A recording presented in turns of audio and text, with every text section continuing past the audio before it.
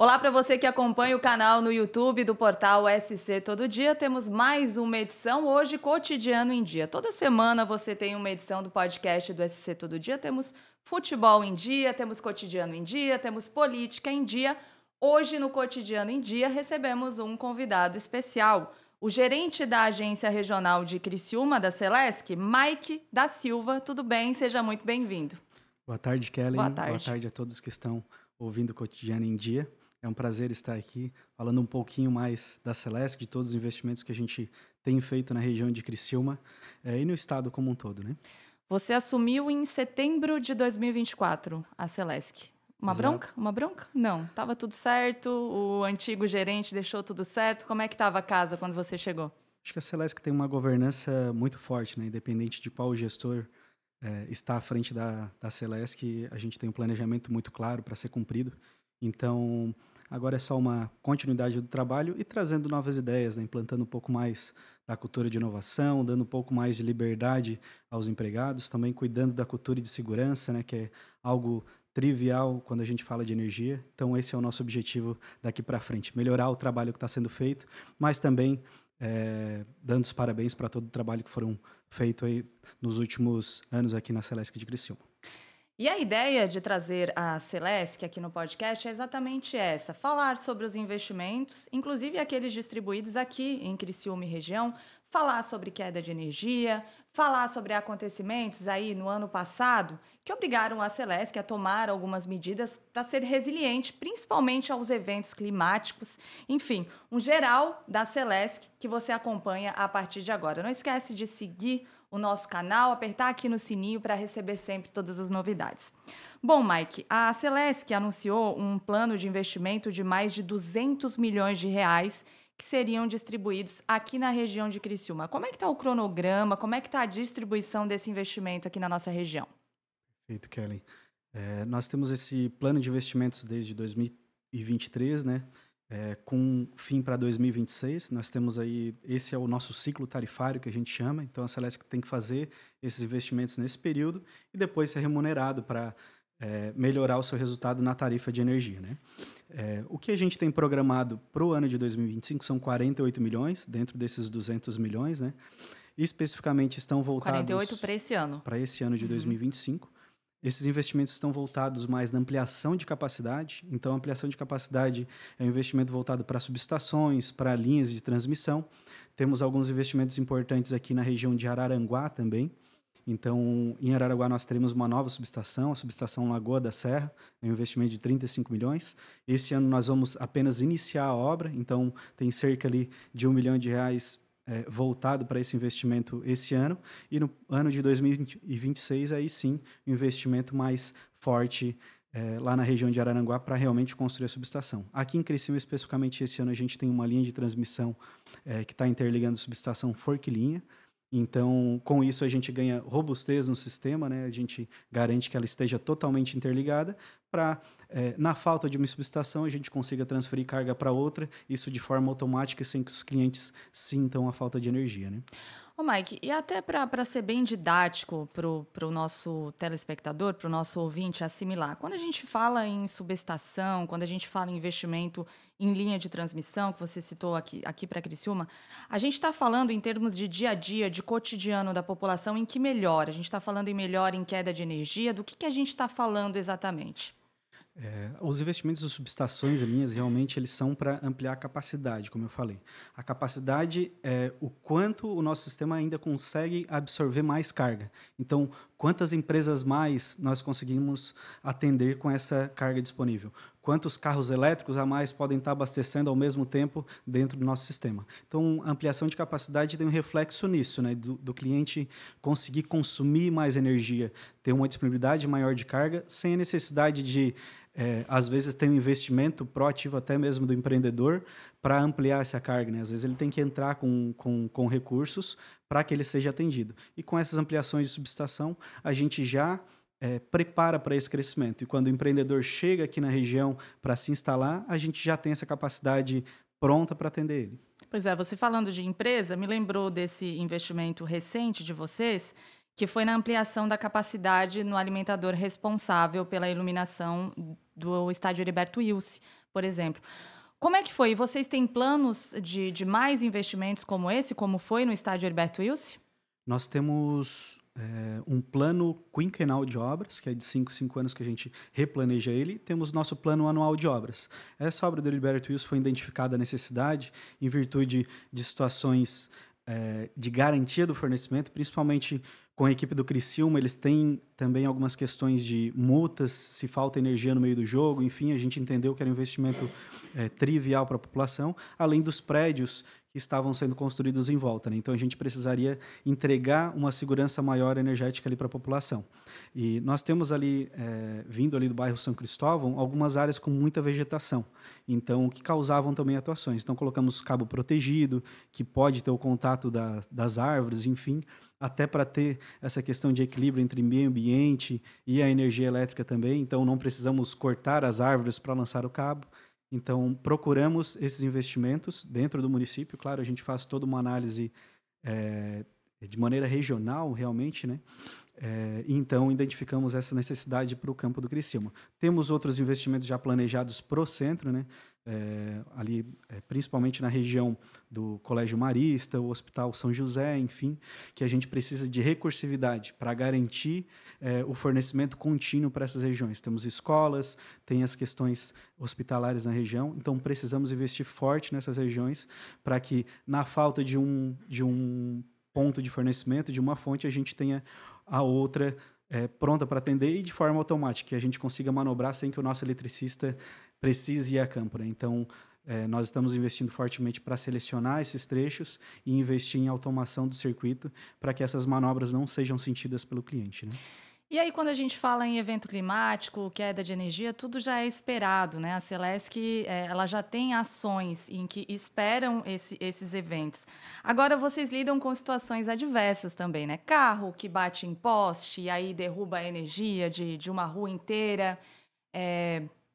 Fios roubados, né? Eu estou falando agora aqui, mas já se tornou bem frequente essa situação de roubo de fios, que muito mais diz respeito e números e tal com a polícia militar, mas que a Celesc acaba tendo que lidar também, né? Precisa ter um plano de ação para situações como essa.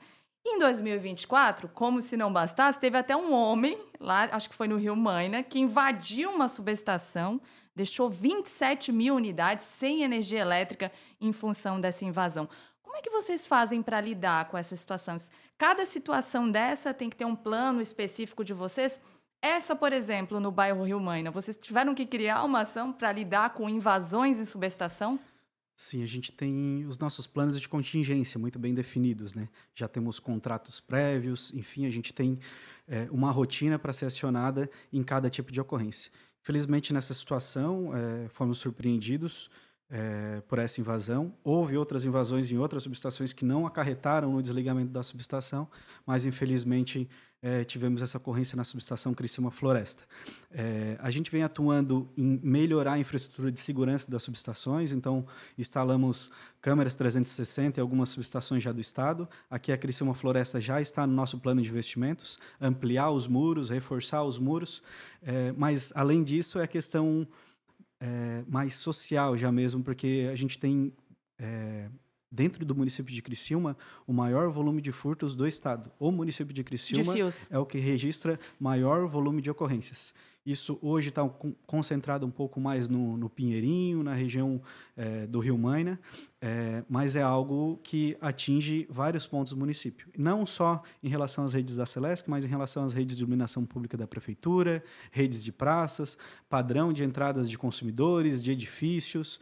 Então, é algo que não atinge somente a Celesc, né? A gente fala no investimento que a gente teve para a reposição desses condutores de quase 3 milhões de reais nos últimos 3 anos. Então, eram 3 milhões de reais que poderiam estar sendo investidos na ampliação do sistema, sendo investidos na ampliação da carga para os nossos clientes. E a gente está lá repondo os condutores e tendo outros problemas, como segurança, porque tem um cabo caído e tem crianças próximo passando.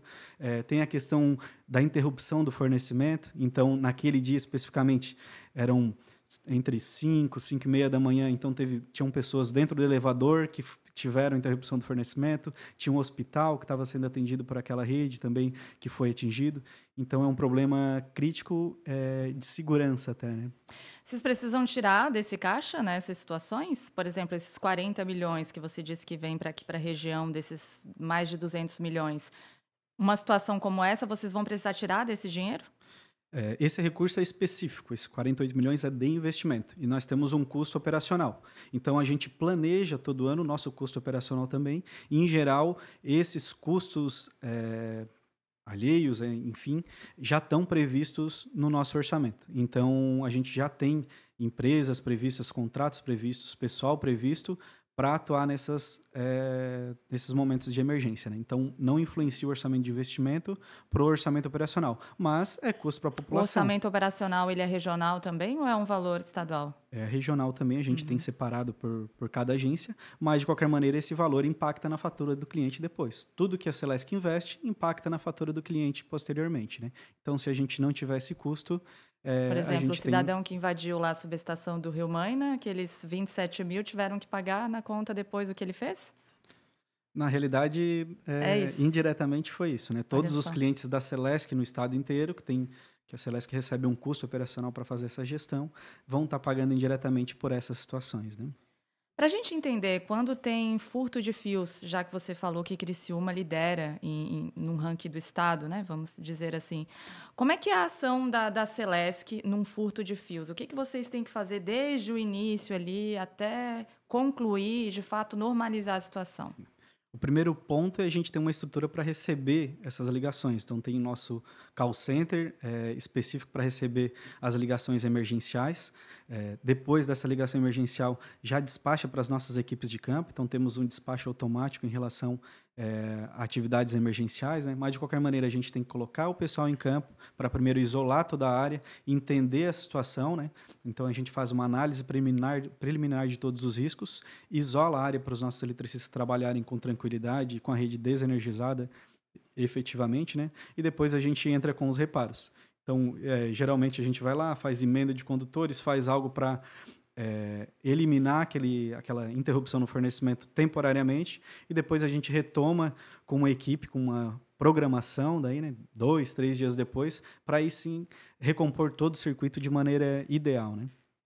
Tivemos também aquela situação que chamou bastante atenção, inclusive muitas pessoas ficaram assustadas. Foi em novembro de 2024, uma explosão em um equipamento no bairro Lote 6, mais de 6 mil unidades sem energia em Criciúma. Como é que ficou esse assunto? Vocês conseguiram descobrir as causas? Que conclusão tiveram daquilo? Nós tivemos essa situação que todo mundo falou que foi uma explosão, foi um equipamento queimado, enfim.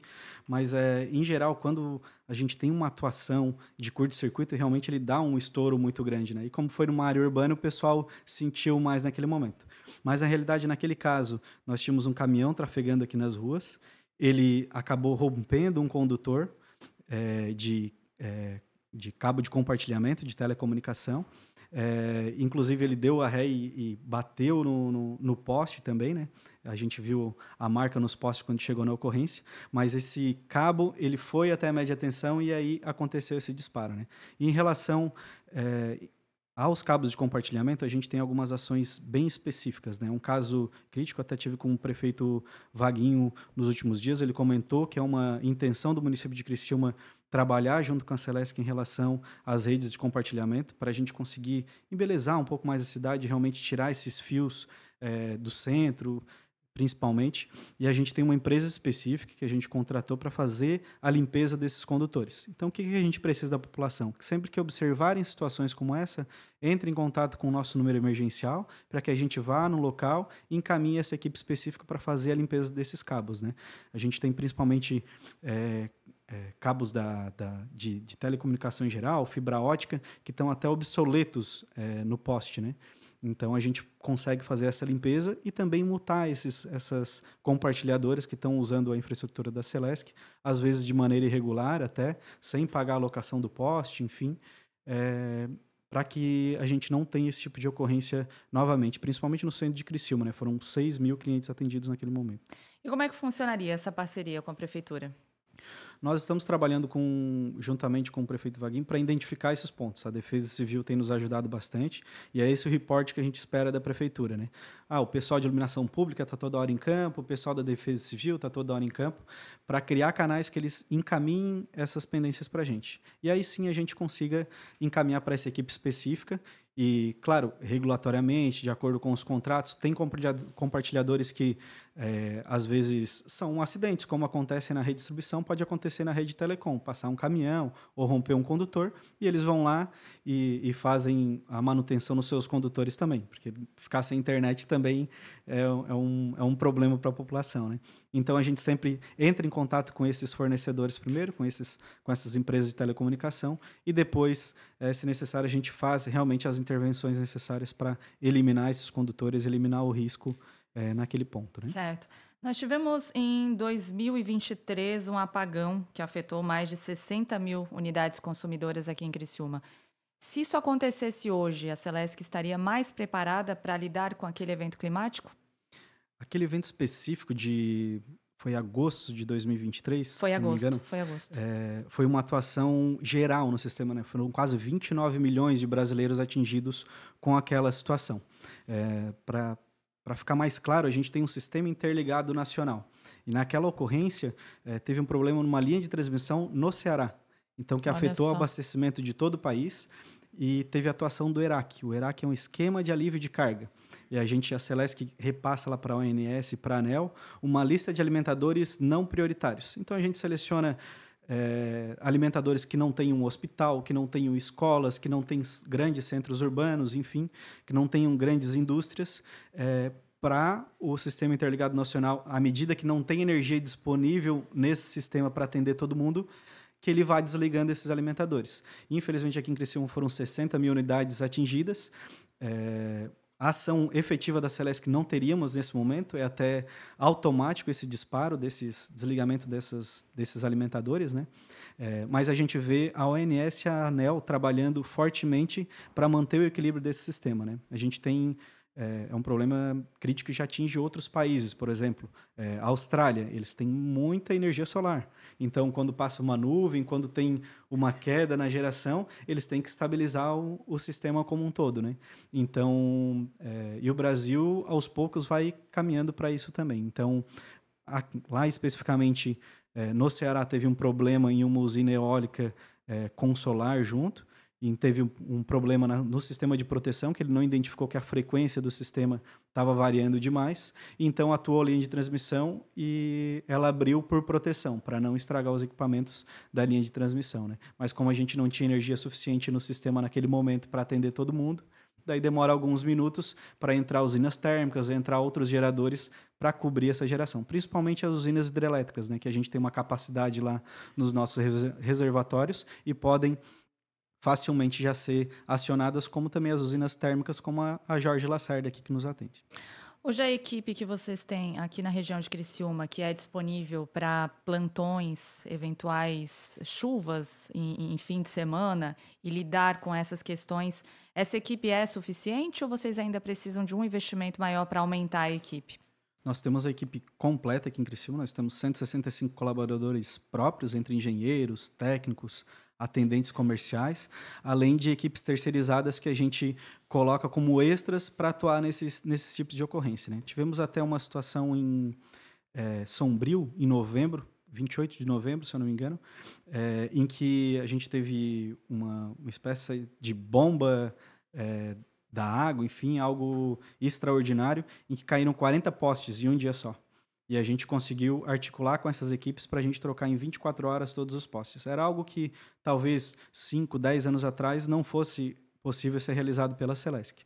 Mas a gente tem efetivado cada vez mais os nossos planos e tirado eles do papel realmente, não só colocado como um planejamento, mas executando eles e deixando os contratos disponíveis para essas situações de emergência, né? Então, estamos bem servidos aqui na região em relação às nossas equipes, inclusive ao atendimento comercial, estamos numa situação diferenciada de outras regionais, né? A gente vê algumas reclamações no estado em relação à troca do sistema, em relação a filas de atendimento, e é algo que a gente não vive no nosso cotidiano aqui em Criciúma, em virtude dessa preparação que a gente teve nos últimos anos para chegar nesse ponto que estamos. Como é que está a inadimplência aqui na região de Criciúma? Muita gente com energia cortada em função de falta de pagamento? A gente fez a mudança do sistema em maio, né? Então, desde então, a gente não está executando o corte efetivamente, não está fazendo essa gestão mais ativa da inadimplência. Desde quando? Desde maio do ano passado, quando a gente trocou o sistema, então a gente está esperando estabilizar. É natural, de 6 meses a 1 ano para estabilizar o sistema. São 3.400.000 clientes que migraram de uma base e foram para outra, inclusive treinamentos internos, enfim, tem muito que a gente melhorar ainda no sistema.